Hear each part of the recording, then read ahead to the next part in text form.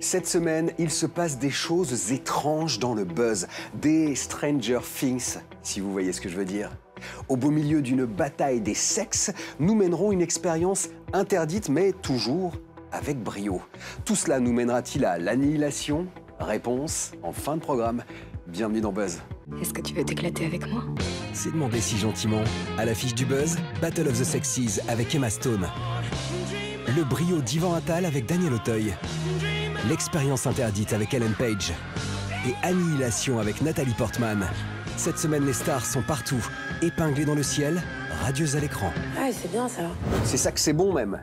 Il y a du brio dans les sorties de la semaine. Il y a Yvan Attal qui continue son exploration de la psyché humaine avec le brio, donc la relation contre nature entre un prof rétrograde et une élève décitée. Il y a du brio et ça brille, c'est le journal des sorties.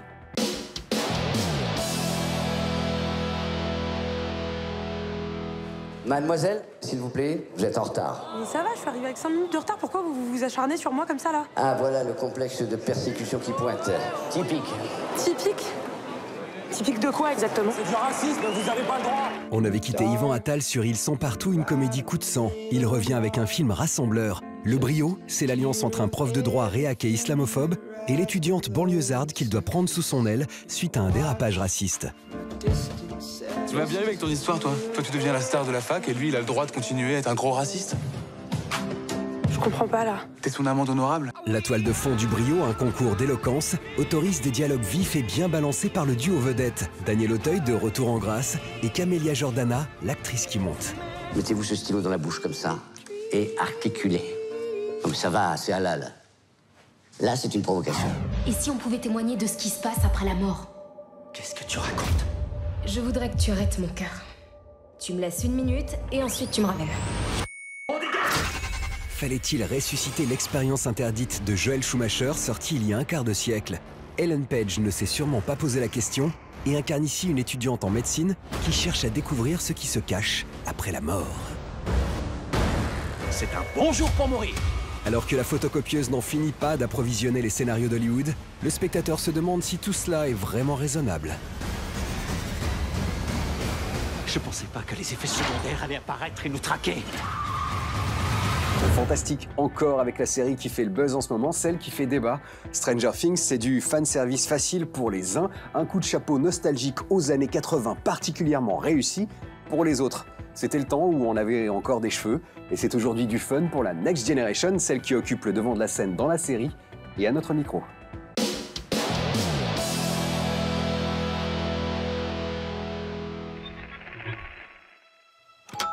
Dans Stranger Things, les emprunts au cinéma des années 80 sont si nombreux qu'on hésite entre hommage et plagiat. Mais les frères Duffer, les showrunners, maîtrisent la mise en forme. L'histoire, classique, repose sur l'apparition de phénomènes paranormaux autour d'une communauté de jeunes nerds.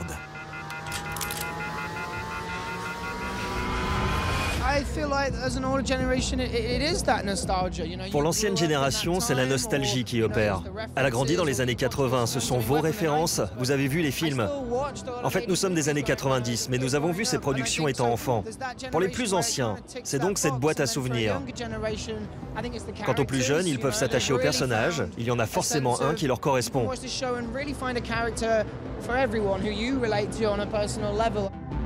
La nostalgie au cœur, Stranger Things ressuscite tout un pan de la culture geek des années 80, d'E.T. aux Goonies.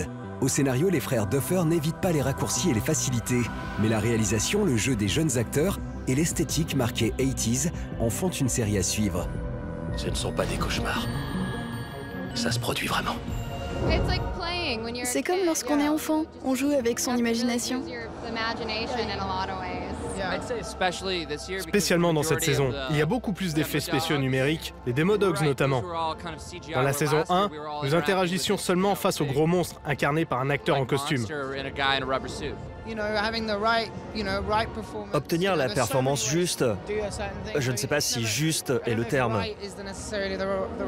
Obtenir cette performance, c'est être honnête. Les frères Duffer et la production ont en charge l'ambiance. C'est eux qui s'assurent de capturer cette atmosphère des années 80 et c'est aux acteurs d'ajouter le côté humain.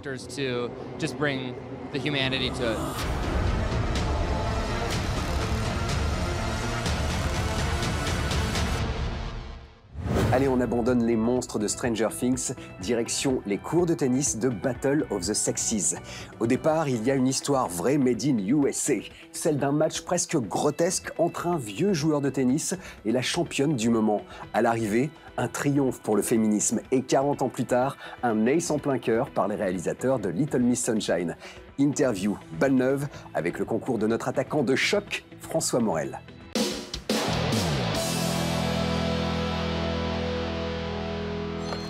Allô? Eureka, Billie Jean! C'est Bobby Riggs. Écoutez, j'ai une idée géniale. Le porphalocrate machiste contre la féministe aux jambes poilues. Rien de personnel. Vous êtes toujours féministe? Non, je suis une championne de tennis qui se trouve être une femme. Ne raccrochez pas! Ah, et pour votre gouverne, je me rase les jambes. Du haut de ses 55 ans, l'ex-gloire du tennis Bobby Riggs défie la numéro 1 Billie Jean King. L'enjeu macho, démontrer en Mondovision la supériorité de l'homme sur la femme. En chemin, il y aura de l'amour, une BO vintage et des acteurs magnifiques, Emma Stone et Steve Carell. On monte au filet pour Battle of the Sexes. 100 000 $ à la femme qui battra Bobby Riggs! Appelle le clown. J'accepte le défi. On espère que les jeunes générations qui verront ce film comprendront que le combat pour l'égalité des salaires dans le tennis a commencé il y a 40 ans avec Billie Jean. Si les salaires sont égaux entre les femmes et les hommes dans le tennis aujourd'hui, c'est en grande partie grâce à elle. C'est un des sports qui pratique la parité. Ce qui nous a frappé dans cette histoire, c'est que même si elle s'est passée il y a 40 ans, elle est toujours d'actualité. Le combat continue. Je ne prétends pas que les femmes n'ont rien à faire sur un court. Qui diable ramasserait les balles? Oh mon Dieu. Il est imbuvable ce type, je le déteste.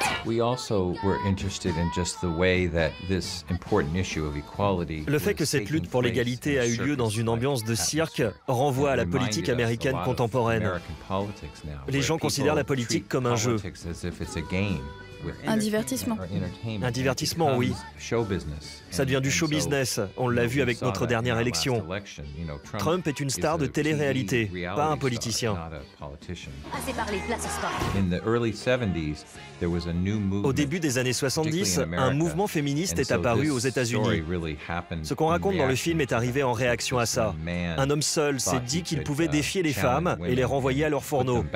Cette histoire a eu beaucoup d'écho en Amérique. On ne trouve plus de nos jours de mouvements contestataires tel qu'on a pu le connaître dans les années 70. J'espère que le film et Billie Jean donneront envie aux spectateurs de passer à l'action, quelle que soit leur lutte. En affaires, en sport et ainsi de suite, en haut de l'échelle, c'est l'homme qui domine. Direct dans 3. Je vais devenir la meilleure. 2. Comme ça, je pourrais changer les choses. Vous entendrez partout que Battle of the Sexes est un feel-good movie. C'est vrai et c'est l'élégance du film. Donné à réfléchir sur des thèmes essentiels comme la domination masculine, dans le cadre d'un spectacle esthétiquement somptueux et souvent très drôle. Millions de téléspectateurs. La bataille tant attendue.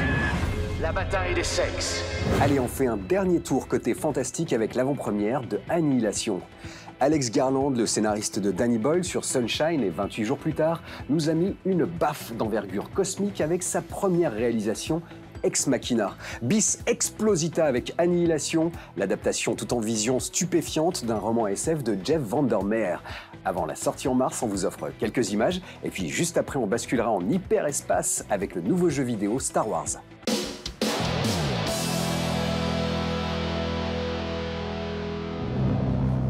Est-ce que c'était organique? J'en sais rien. Ça a communiqué avec vous? Ça a réagi à ma présence. Vous n'avez pas la moindre idée de ce que c'était? Votre mari vous a-t-il contacté à un moment donné, pendant son absence? Non. C'est lui qui a décidé d'y entrer. Pourquoi mon mari a accepté une mission suicide? Vous devez me dire où il était, ce qu'il faisait.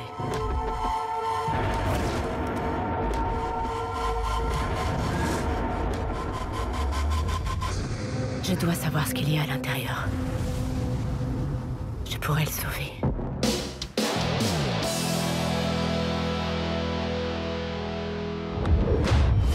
En 2015, Electronic Arts plongeait dans l'univers de la guerre des étoiles avec un Star Wars Battlefront spectaculaire, mais qui manquait de contenu, notamment d'une aventure en solo. Battlefront 2 répare l'oubli tout en enrichissant son mode multijoueur. La refonte est radicale en termes de mécanique, à commencer par l'apparition de classes. Du soldat rapide au guerrier suréquipé en passant par l'officier et le sniper, la confrontation entre l'Alliance et l'Empire va être rude. D'autant qu'il faut toujours compter sur des renforts héroïques, le casting de personnages emblématiques couvrant cette fois l'intégralité de la saga. Quand tu joues avec ces classes, tu collectes des points et tu peux amener les différents héros. Et là, les différents héros, tu as différents types. Donc tu as Dark Maul, c'est directement avec les sabres laser, et donc tu vas être très proche. Mais tu as aussi par exemple Boba Fett, où là tu utilises le jetpack, etc. et tu restes loin. Plus tu restes proche de tes amis, plus tu auras de chance de pouvoir débloquer les héros. Donc c'est comme ça qu'on crée la synergie de jeu, quoi. Transformé en acteur du space opéra le plus fou de tous les temps, préparez-vous à jouer du blaster, y compris aux commandes de vaisseaux spatiaux pour une expérience intense, dans une galaxie lointaine, très lointaine.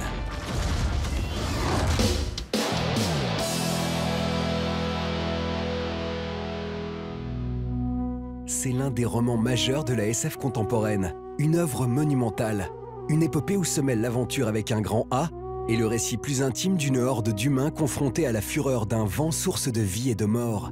Un conte métaphysique d'Alain Damasio que le dessinateur Eric Enino s'est approprié pour en faire une BD plus digeste. Ça se passe dans un univers où le vent souffle en permanence, donc les gens sont obligés de vivre face à avec cet élément-là permanent qui est assez destructeur. À chaque génération, ils envoient une troupe d'élite pour remonter le vent et essayer de trouver la source du vent. Il y a vraiment un travail sur le mouvement, l'ouvert, ce que c'est que le courage, ce que c'est que d'être vivant. Pour ce qui est du vent, effectivement, c'est assez paradoxal de parler de mouvement avec des images fixes.